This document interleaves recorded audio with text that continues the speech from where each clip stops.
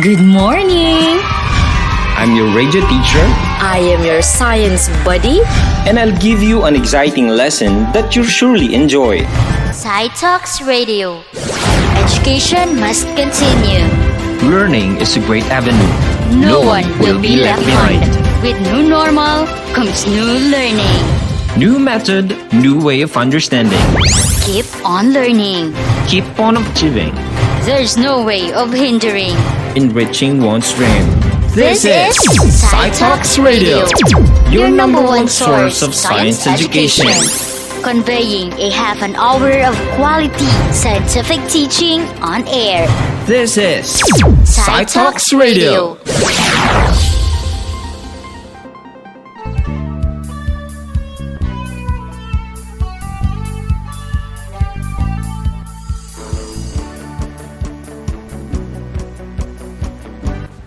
Have you experienced or seen a traffic collision or a motor vehicle collision? How about car accident or car crash? What do you think is the most common cause of vehicular collisions? Does it sound interesting? Oh, yes! Yes, it is. Later, we will relate those experiences to our topic, which has something to do with projectile motion, impulse, and momentum. This is Teacher Rachel, your science buddy for today. So, be prepared as we explore the world of science in a bit. Are you really excited for today's new learning? Yes, Wow, ma'am! that sounds cool. Give yourselves an amazing hooray. Just a reminder, you really need to listen to our broadcast so you'll learn and appreciate more how amazing science is. Can I count on you for that? Oh, yes! Amazing! Do not also forget to take down the important details of our lesson today. Okay! Before we continue, let us have a short review. Do you still remember our previous lesson? Yes, That ma'am! sounds great. What was it all about then? Very good. Our previous lesson is all about the relationship between the angle of release and the height and range of the projectile. Since you were able to recall it, let's see then how well you've understood it. What is the relationship between the angle of release and the height and range of the projectile? Correct! If the same object is launched at the same initial velocity, the height and time of flight will increase proportionally to the initial launch angle. An object launched into projectile motion will have an initial launch angle anywhere from 0 to 90 degrees. Next question. How does height of release affects projectile motion? Correct! The height of release affects the trajectory of the projectile, and for a given speed of release and angle of release, the horizontal displacement increases as the height of release increases.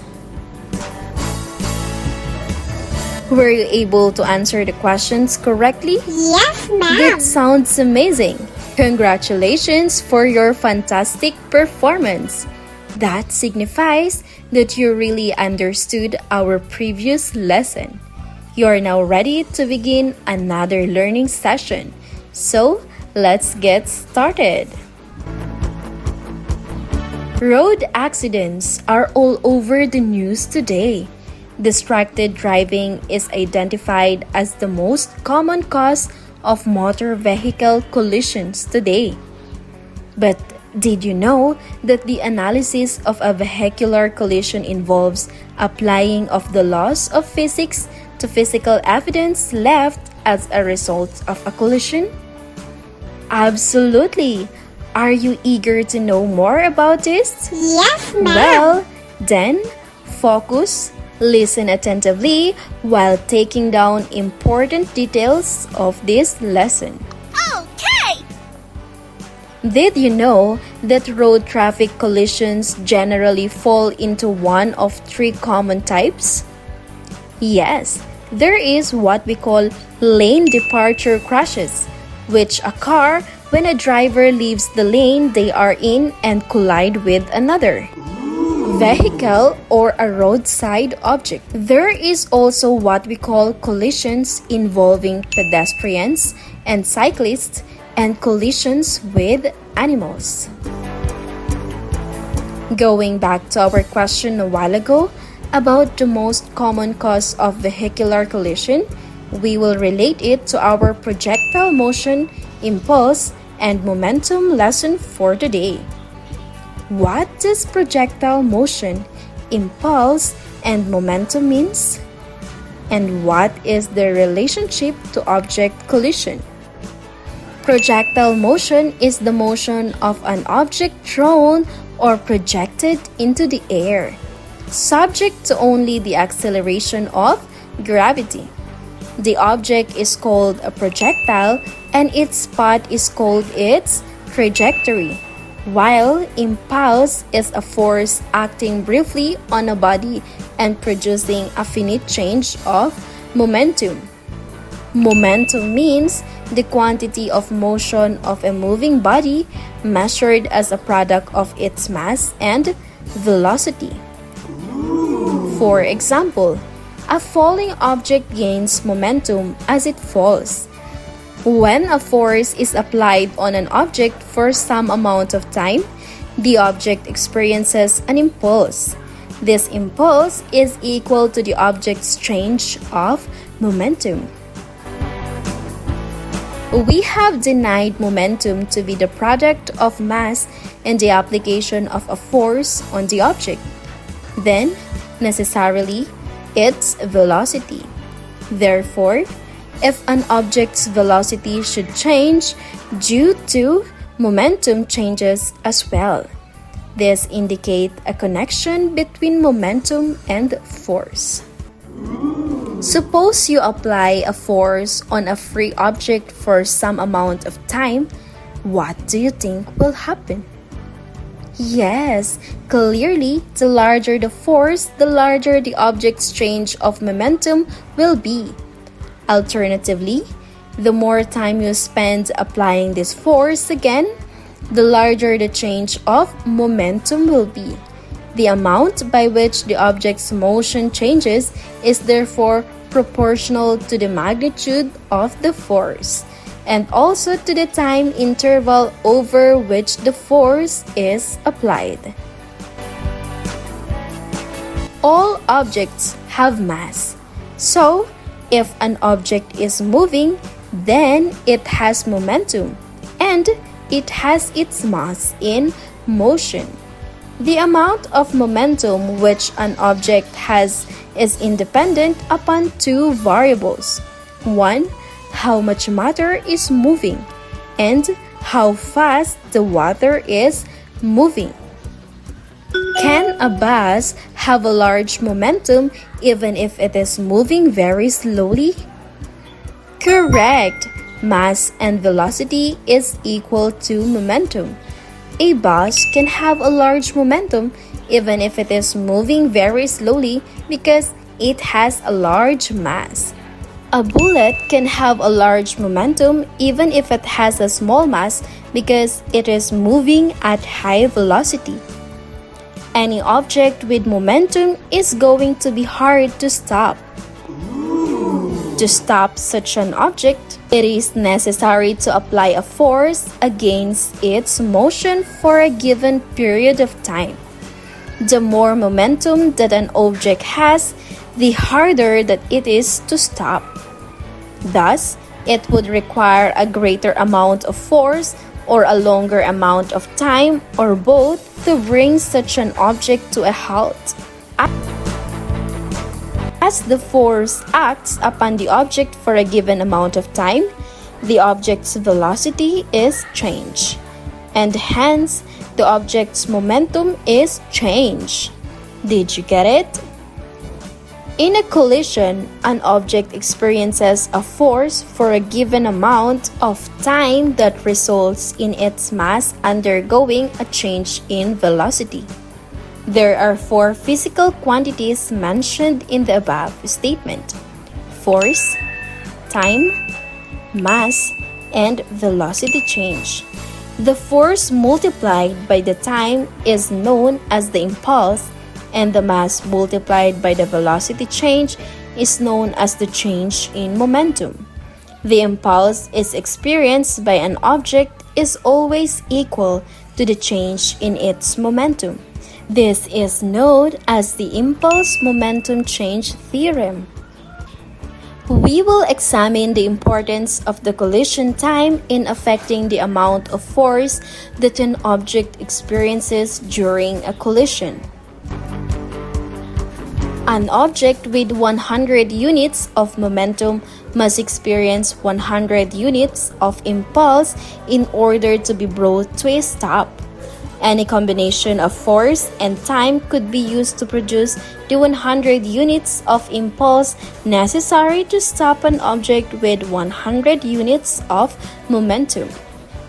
Therefore, the greater the time over which the collision occurs, the smaller the force acting upon the object. Thus, to minimize the effect of the force of an object involved in a collision, the time must be increased. To maximize the effect of the force on an object involved in a collision, the time must be decreased. In other words, a big time means a little force, and a little time means a big force. Have you seen an airbag in automobiles? Airbags are used in automobiles because they are able to minimize the effect of the force of an object involved in a collision.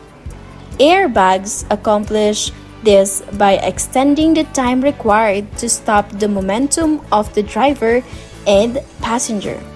When encountering a car collision, the driver and passenger tend to keep moving in accord with Newton's first law. Their motion carries them towards a windshield that results in a large force exerted over a short time in order to stop their momentum. Instead of hitting the windshield, the driver and passenger hit an airbag. Then, the time duration of the impact is increased. When hitting an object with something such as an airbag, the time duration might be increased by a factor of 100. Increasing the time by a factor of 100 will result in a decrease in force by a factor of 100. Now, that's the physics in action. If the airbags do not deploy or are not installed in a car, then the driver and passengers run the risk of stopping their momentum by means of a collision with the windshield or the dashboard. If the driver or passenger should hit the dashboard, then the force and time required to stop their momentum is exerted by the dashboard. How many of you loves boxing? I like it too. Fans of boxing frequently observe this same principle of minimizing the effect of a force by extending the time of collision. When a boxer recognizes that he will be hit in the head by his opponent, the boxer often relaxes his neck and allows his head to move backwards upon impact. In the boxing world, this is known as riding with the punch. A boxer rides with his punch in order to extend the time of impact of the glove with their head. Extending the time results in decreasing the force and minimizing the effect of the force in the collision. Let us do some common physics demonstration that is called throwing an egg into a bedsheet. The bedsheet is typically held by two trustworthy students, and the volunteer are used to toss the egg at full speed into the bedsheet. What do you think will happen to the egg by extending the time of the collision? Correct! The collision between the egg and the bedsheets lasts over an extended period of time since the bedsheet has something in it. By extending the time of the collision, the effects of the force are minimized. The egg will never be broken when hitting the bedsheet. On occasion, the volunteer has a wayward toss and it is not as accurate as expected. The egg misses the bedsheet and collides with the wall. In these unexpected cases, the collision between wall and egg lasts for a short period of time, thus maximizing the effects of the force on the egg. The egg breaks and leaves the wall and floor in a considerable mess. To deepen your understanding about our topic, let's have a short activity. All you have to do is to answer the questions I will read to you. Are you ready? Yes, ma'am. Great! Number 1. Can a bus have a large momentum even if it is moving very slowly?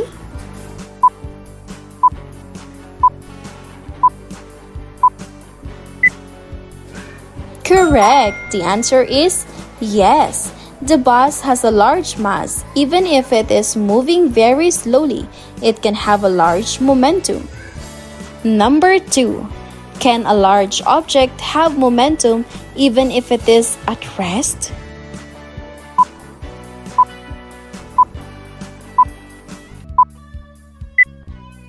Correct. The answer is no. If an object is at rest, it has no momentum, no matter how large its mass. Number 3. What must be applied to change the momentum of an object?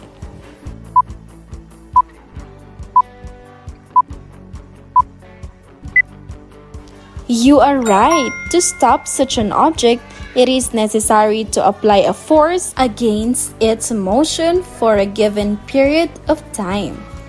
The more momentum that an object has, the harder that it is to stop. Thus, it would require a greater amount of force or a longer amount of time or both to bring such an object to a halt. Number 4.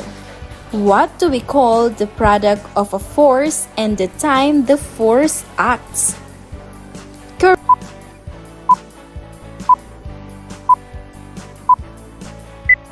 Correct. The answer is impulse. Impulse is a way to measure a change in momentum because it is not always possible to calculate force and time individually since collisions happen so fast. A change in momentum in a short time requires a large force, while a change in momentum in a long time requires a small force. Very good! I can see that you are all eager and ready to take our quiz for today. Grab your science notebook and pen and listen carefully to the questions. Write T if the statement is true and F if the statement is false. Are you ready? Yes, ma'am. Nice. Number 1.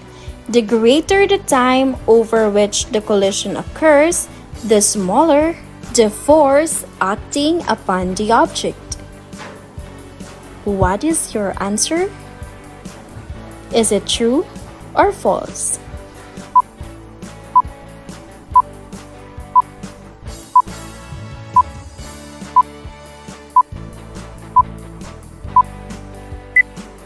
Number 2. Airbags are used in automobiles because they are able to minimize the effect of the force on an object involved in a collision. What is your answer?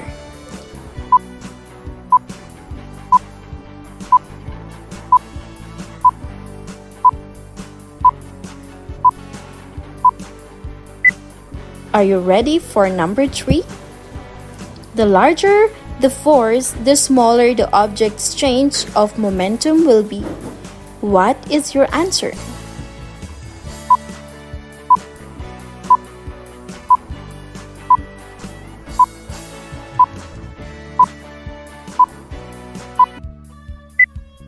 Listen intently for number 4. To minimize the effect of the force on an object involved in a collision, the time must be increased. Is it true or false?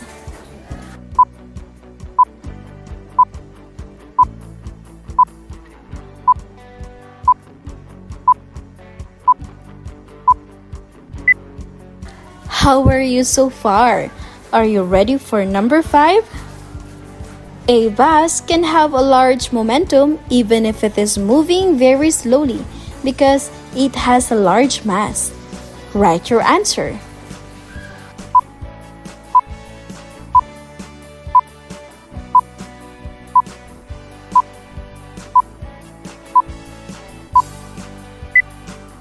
Are you done answering? Yes, That's ma'am. great. Let us now check your answers. For number 1, the answer is true. Did you get it right?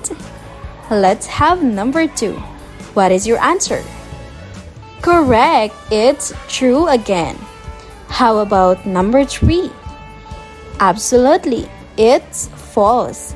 Let's proceed to number 4. If your answer is true, then you're right again. And for number 5, the answer is true. Great job, my dear grade 9 students. How many of you got all the answers correct? Very good. I believe that all of you have learned a lot from today's lesson. Have you taken down all the important information of our topic? Yes, Very ma'am. good. Congratulations for a job well done, my dear grade 9 students. Another day has ended. Thank you for joining me today. I challenge you to always put effort in everything you do, especially in your studies amidst the new normal and pandemic. Can you do that? Great! On behalf of our scriptwriter, Miss Catherine Joy T. Bumagat, and the SDO Isabela RBI production team, this episode has been possible. This is your science buddy, Teacher Rachel, leaving you a quote by Galileo Galilei. All truths are easy to understand once they are discovered. The point is to discover them.